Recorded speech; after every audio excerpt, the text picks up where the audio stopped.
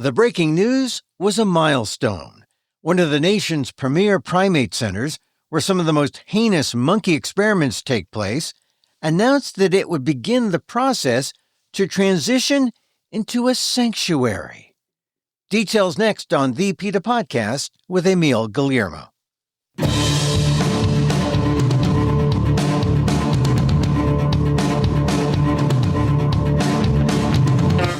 Welcome to the PETA podcast. I'm Emil Guillermo, your host for this inside look at animal rights, brought to you by PETA, the largest animal rights organization in the world. On this episode, the Oregon Health and Science University's Board of Directors unanimously passed a resolution to begin the process that would end the work of its Oregon National Primate Research Center. The university will now negotiate with the Primate Center's main funder, the National Institutes of Health, NIH, on drawing up the transition plan for the 60-year-old Primate Center, a house of torture and pain for monkeys, to become a sanctuary. The center kills about 1,300 monkeys a year, but breeds to keep the number of imprisoned monkeys to about 5,000. That will stop as negotiations continue. So is it just a good first step or more significant than that? Here's my conversation with PETA's Amy Meyer, Associate Director of Primate Experimentation Campaigns, on what happened in Oregon and why it should make animal and science lovers cheer, on the PETA podcast with Emil Guillermo. The Oregon Health and Science University's Board of Directors held a meeting on a resolution that they drafted. And this resolution, mostly the main thing that it would do is allow the OHSU president and board of directors to begin negotiations with the National Institutes of Health to transform the Oregon National Primate Research Center, which is one of the largest primate laboratories in the country, into a sanctuary. And it didn't stop there. It also had a bit that would make it so that while these discussions are happening over the next 6 months, that the Primate Center has to suspend breeding more monkeys into existence unless it was required for a specific project. But, what they've been doing is just breeding hundreds of animals every year. And so there's a pause on that, which means hundreds of monkeys won't be born into a life where they're looking to not use these animals in research anymore. So there's no point in bringing more of them into existence. And it really is the start of trying to put the Primate Center on a path to closure. And I've never seen anything like it with these primate centers. This is just uncharted territory that we have leadership from one of these institutions looking to transform a laboratory this size into a sanctuary. All right, now, I don't want to throw cold water on this, but, I just want to just take this incrementally. It sounds like, all right, they didn't close it, but so it sounds like if you really wanted to pump it up, you might say it's a good first step, but you say it's more than just a good first step. It's absolutely a good first step, but it's also, it's like a leap. It's not just a baby step. This is a leap forward that this is even happening. And the National Institutes of Health have also publicly acknowledged that they are in communication with a National Primate Research Center to look at transitioning to sanctuary, which we know is Oregon now. And so it's just huge. We haven't seen the National Institutes of Health be interested in this before. We haven't seen leadership from an NPRC's institution be interested in this before. The fact that these conversations are happening is just remarkable. Now, tell me about the system and how it's set up nationwide. There are how many primate centers nationwide?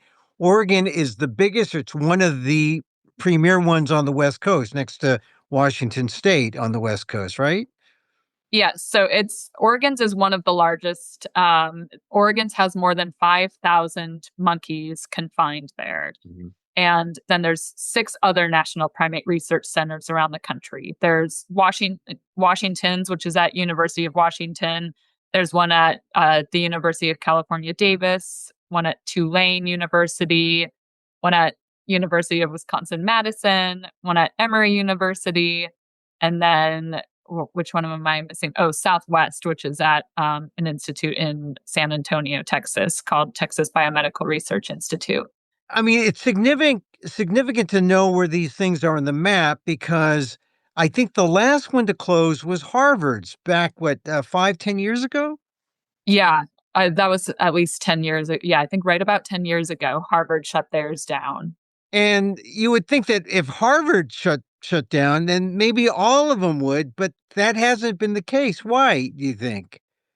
That's a good question. Harvard is the top medical research university in the country. Now, today, 10 years after they shut down the Primate Center, clearly that did not impact the amount of good research they can be doing. It's only improved the amount of good research they're investing in and doing, and not wasting our tax dollars on experimenting on monkeys that's not getting us the cures we all want and deserve, and causing a tremendous amount of cruelty in the process. So, yeah, you would have hoped that others would have followed suit, but I think the money kept coming in from the National Institutes of Health, and so they've kept taking it. And now we see the National Institutes of Health have been giving every indication that they want to be focusing on what's called non-animal research methods and putting money towards that rather than into experiments on primates. And so now I think we'll start seeing these other remaining national primate research centers start looking at transitioning their plans because they're going to follow the money. Yeah, and it really is maybe the beginning of a transition because, as you said, NIH, the National Institutes of Health, kept giving money to these centers, and they just kept using the money. What was the difference now? Why do you think that they're now looking to closure? Is it because the light bulb has gone off, or it's because the new scientific methods are so great, or is it because of years of failure where they haven't really produced anything to to justify the millions of dollars spent at these primate centers like in Oregon? I think it's really a collection of so many things, to be honest. It's all of those things you just mentioned. And then we also had, in the last year, we had some really bold Oregon legislators who were pushing OHSU to do something about the Cruel Primate Center that has been having just violation after violation of federal animal welfare laws. It's been an absolute train wreck up there for the animals. We had 93,000 members and supporters in Oregon who've been taking action with us, especially in the last year, but really for so many years. PETA's been focusing on these primate centers for a long time. We've had investigations up there. We've held a lot of demonstrations and public outreach and just a lot of pressure, but we ramped it up in the last year and we're starting to see that come together now too. And it has to be pretty significant when all of a sudden this big primate center is now saying, we're going to become a sanctuary. I mean, that's like the opposite. That's like it's opposite of what they're doing. They're saying we're essentially going to oversee freedom and liberation for the monkeys to a degree, a sanctuary, right? I mean, that's like the total opposite. Yeah, it would be providing these monkeys a semblance of the lives that they've long been denied. And frankly, they deserve at least that much. Some of those monkeys up there have been kept in cages that are, the size of our kitchen cupboards at home, and they can live for decades up there. Some of them are 20 years old, Mhm. and they deserve just this semblance of a natural life where they can feel the warmth of the sun and they can have choice and agency. They can decide who they are around. They can actually have a social group, all these things that should come with a transition to sanctuary. And, it frankly, it should be on the institution and it should be on the National Institutes of Health to fund the sanctuary for these monkeys because they've been responsible for confining them for 60 years. And so animals, primates, were bred there, bred to be experimented on. Some are still there. Some don't even know what it's like to be a monkey, I guess, right? I mean, they just know what it's like to be inside a cage, inside a place for experiments. What kind of experiments did they have? What was the kind of life that they led up there? I mean, almost anything you can think of they were doing up there, infecting them with deadly diseases. They've been doing some really cruel experiments that just seem pointless, even from a non-expert point of view. They were addicting some monkeys to THC, and then they were male monkeys, and then they were electroejaculating them to see what the impact was of THC on their sperm count and things like this that are just, we do not need to be doing this to monkeys at all. Um, and so there's, and beyond even the experiments themselves, they are just confined in these concrete block rooms, and there's no natural light or breeze that can penetrate through these places. They are just paralyzed by their own fear and boredom and loneliness. And it's really just time that we shut these places down. So the negotiations begin as the transition moves towards sanctuary. And I guess, as you mentioned, the most significant thing may be no more new breeding of monkeys. You can't bring more new monkeys into the situation. That's got to be a plus. It's certainly a plus for those several hundred during this 6 months who won't be born into this existence. And for those mothers, some of these babies are taken from their mothers within days of being born. We've seen records of some of these monkeys being shipped up to the other primate research center at the University of Washington when they're only a couple weeks old. And they're so young they have to be sent with pacifiers, and they have ulcers on their thumbs from sucking their thumbs because they were pulled away from their mom so young. So those kinds of, babies being born into this existence won't be born into this awful existence in the next 6 months while the discussions take place. And then, of course, if it is able to get secured and transitioned to a sanctuary, that would be part of the sanctuary model too. It won't be continuing to breed animals to keep a sanctuary going for hundreds of years. The goal would be for the sanctuary to just be a life for the animals there now, and then shut down when they've all lived out their natural lives. All right. So this is great. The future is bright for the animals, or it seems to, as the negotiations begin. But what about the experiments? I mean, did they amount to anything scientifically? Are we going to lose anything because of this halting of the experimentation that is taking place there, or does this just prove that there was nothing virtuous or nothing significant going on there anyway? Monkeys are not necessary or relevant. Monkey science is just bad science. Monkeys are not miniature humans, and the more we learn about these experiments on monkeys, the more we learn of how they are not a good model for human diseases. Not only are they a different species, but they're also like their anatomy, their biology, their basic physiology and anatomy is so compromised because they themselves are living in a profoundly unnatural state. I wouldn't want to rely on research for my own human health on a person who was confined in this kind of environment because they're driven insane, and that's going to impact your data. And there was a great neuroscientist at the meeting who brought up some of those issues as well. But fortunately, we don't have to choose between the monkeys and the humans. We can save both of us by doing away with these experiments on monkeys and investing in modern, non-animal and human relevant research methods, which is the direction the federal government is going in. Well, and that sounds like a wise choice, and we'll talk about that in a second. But you did mention being at that board meeting this week, and that must have been like a debate between people who wanted the primate center shut down because it's cruel, it's no value to science, and there must have been people who said, "Hey, wait a minute!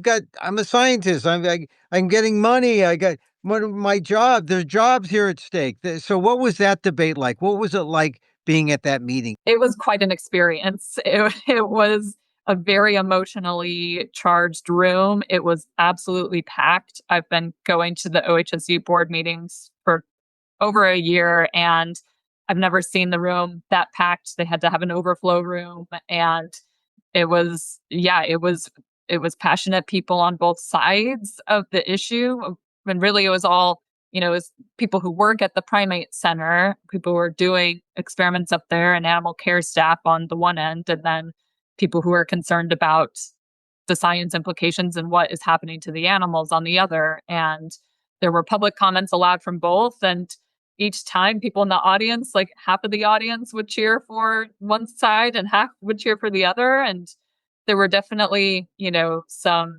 unkind things said from people who work in the Primate Center to some of our supporters. And they had some offensive language on science directed at PETA and us, but we stayed very just professional and wanted to get our message clear to the board. Boy, it must have seemed like being at a Super Bowl or something, or a game in some ways. Yeah, it was definitely divisive. It was Yeah. absolutely divisive, and it was yeah, so it was quite the experience to see. And I don't know of a time where I've seen that many people on like the far ends of this issue, people who are so passionate that they will take off work on a Monday to come be a presence for the animals, and then people who are experimenting on these animals all in the same room. It was a very unique day.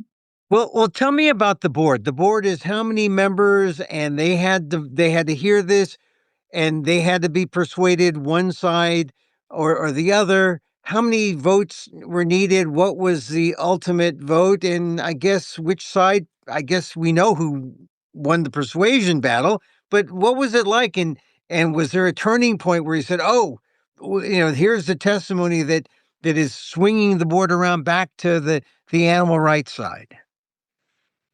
Yeah, I think there was a lot of really good testimony given at the meeting. And I believe there are 8 members on the board of directors and the president of the university. They're all there. And they did give some comments before they made their vote.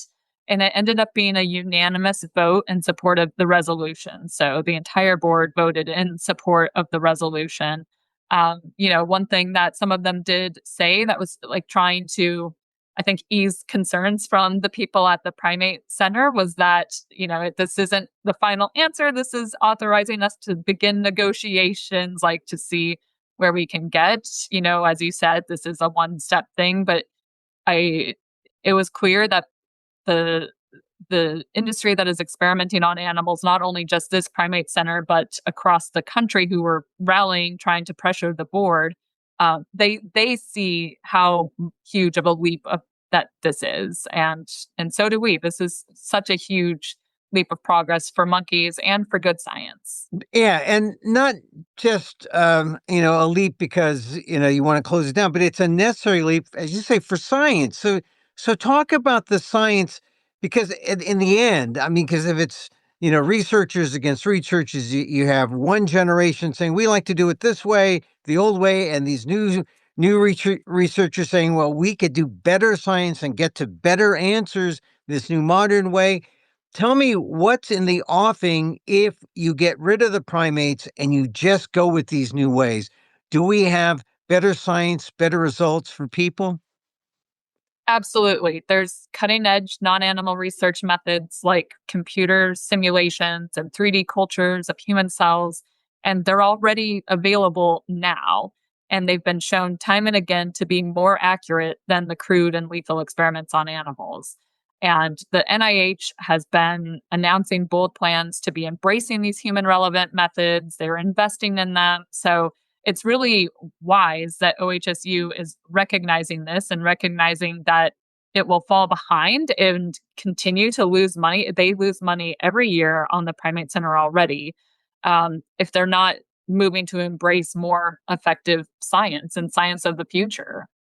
Yeah, and this negotiation is beginning, but is there a sense that from the other side, the non-animal rights side, that maybe we can rally and we can get them to flip over and see it the old science way? Or does this look like an inevitable, this is part of, modern science, and you're going to adopt AI stuff. This is like, the rest of society adopting AI stuff. Modern science has to go in this new direction. Or do you think the old guard has a chance to maybe say, yeah, those monkeys, we really need those monkeys. I think that the old guard is going to keep thinking that, and to an extent, you can almost understand if you've built your career 30 years doing this, it would be hard to admit that everything that you're doing has not gotten anywhere and is going to get you nowhere, and to that you need to relearn how to do a completely different kind of science. But that's what needs to happen ultimately, of course. So I do think that they will stand by and keep digging in their heels and probably be pressuring the National Institutes of Health not to change money from their type of research over to a sanctuary. And so, PETA is encouraging our supporters. It's easy if you go to PETA.org. You can yourself send an email to the National Institutes of Health, really thanking them for being bold and looking at transitioning this primate center to a sanctuary and encouraging them to move forward with that. They've invested billions of our taxpayer dollars over the last 60 years into these failing primate centers. It's time for them to do what's right for the animals finally and phase this out and just move the money into more human relevant research methods that are also going to be a lot cheaper to produce. Mm, yeah. Monkeys are very expensive to take care of long term, over 60 years. Yeah. Well, tell me about what PETA has done over the last year to get us to this point and what it will continue to do. And how effective. Clearly, it was effective if we got a vote to the board and the board said, "Yeah, let's take this big leap toward sanctuaries." But tell me about the activity of PETA to date and what's going to continue to keep uh, to keep the pressure on so that people are assured the board makes the right decision. Well, like always, PETA is pursuing every angle possible to keep pressure on anywhere that is experimenting on animals. And in the last year, especially as we've ramped up our efforts, we were working with state legislators to try to work from a legislative angle. And they passed a budget note requiring OHSU to look into what it would cost to transition to a sanctuary and requiring OHSU not to spend any state funds on the Primate Center. We've held some really creative demonstrations. We've brought these enormous binocular displays to campus and to uh, the legislature here that show the contrast of monkeys in their natural homes versus how they are forced to live in primate centers like the Oregon National Primate Research Center. We did light up banners over interstates and other creative demonstrations. We've been at all the board meetings providing public comment. We've been pressuring the USDA to issue citations when there's been violations reported by whistleblowers to us.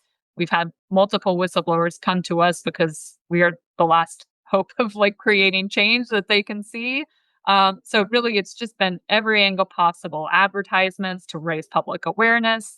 And we're going to keep doing that until this place is shut down. There's no more experiments happening, and these monkeys get that chance of a life worth living. Now, for the benefit of people who are supporters of PETA, who donate, who do the activism and the email, what's a kind of behind the scenes thing that you can share to help them understand how their efforts are important, how their efforts have helped you and the people who are there on the ground achieve what they did this week with getting the board to move toward sanctuaries. Well, there's been a few times in the last year, especially where we've called on especially our Oregon members and supporters, but sometimes nationally too, to be writing to the board or writing to their members in the state legislature, their representatives. And it's made such a tremendous impact because they're getting thousands of messages. They see how much people care about this and how many of their constituents, if they're representatives, or just people in the community, it's very clear that the majority of people want the primate center to close, just like the majority of people in America don't support experimenting on animals generally. But sometimes these leaders don't know that, and so it's so hugely helpful. And the fact that we had, I think, nearly 60 people show up in support of us at that board meeting on a Monday morning, it made a huge impact, I think, for the board to see all of those people. And then you also had the countless emails as well. Yes, yeah, just emails coming through, by the thousands. I think they said that they had received at least 7,000 emails ahead of the public, from the public comments, before getting to the meeting. And I know a lot of those were PETA supporters, and we're just, so grateful. See, a lot of people would say, "Oh, how important is this email? If I send this email, how important?" And they don't see it, but it does have an impact. Yeah. And, sometimes it is hard to know the impact because you don't get a response back directly. But a lot of times, those state legislators will have a meeting with us because they've been hearing from their constituents. So when I come to them saying, we want to discuss the Primate Center, they're like, oh yeah, my people have been telling me about this. I need to learn more about it. And it just really gives an opportunity for us to build those relationships and push the issue forward because so many people care about it and they see that so many people care about it. And so what's next? And I guess the pressure, you got to keep putting the pressure on, even though you're negotiating, you got to put the pressure on because certainly the other side isn't giving up and they're going to try to think of counter arguments or counter things to do to mess up this period, which is what, a 6-month negotiation period? That's right. Yeah. And again, we are so grateful to the OHSU president and board of directors that they are willing to take this huge step, even in the face of being confronted very quite aggressively from some of their faculty. They're still willing to do this. So we have a tremendous amount of faith in them that they are really trying to do right here. But we will be keeping the pressure on. We also, want to be keeping the pressure on the National Institutes of Health with going through with these negotiations and really showing up for these monkeys. They've already actually, the National Institutes of Health have made it a policy that has allowed grant funding to go towards retirement of animals. And that's the kind of thing we need to be seeing so that they can they can make the money available for these animals to experience sanctuary. All right. So if all goes well, we should have sanctuary by June or July. I guess it would be hard to say exactly when it would transform to the sanctuary, but I think we should at least know that the funding is secured by June or July. And so we will be relentlessly pushing for that until then. And, we have primatologists on our team who have extensive experience in the sanctuary world. And so we will also be sending any input from them and really be available in any way to help with actually what it takes to transition these places. And I think that would be really beneficial for them. Well, we'll be following your moves. Amy Meyer, Associate Director of Primate Experimentation Campaigns. Boy, that's a mouthful. Associate Director of Primate Experimentation Campaigns. What's that an acronym of? PEC? I should get an acronym. That would be nice. I like this idea. Amy, congratulations and good luck to you. We'll check back with you, certainly before the summer. That's right. Yeah. Yeah. Wonderful. Thanks so much, Emil.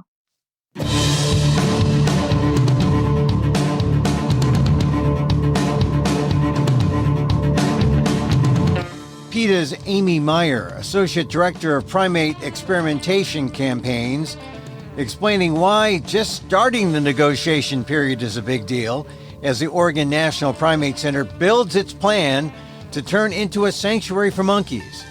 And it's a move toward being on the cutting edge of non-animal science and maybe even the beginning of the end of all the other national primate research centers. Remember, Harvard shut down years ago, and it's been a while for the others to sort of fall like dominoes, but I think this may be a key thing, especially when you have the Primate Center negotiating with NIH, because they just want the funding dollars to mean something, to mean better science and mean mean cures for people. That's not what has happened after 60 years at the Oregon National Primate Center.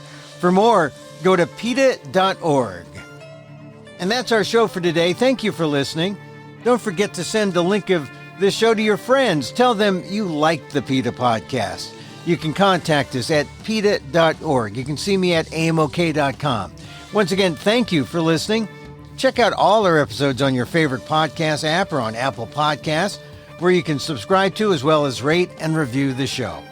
It helps get the word out about the issues you care about. Our music is provided by CarbonWorks. Check them out on YouTube.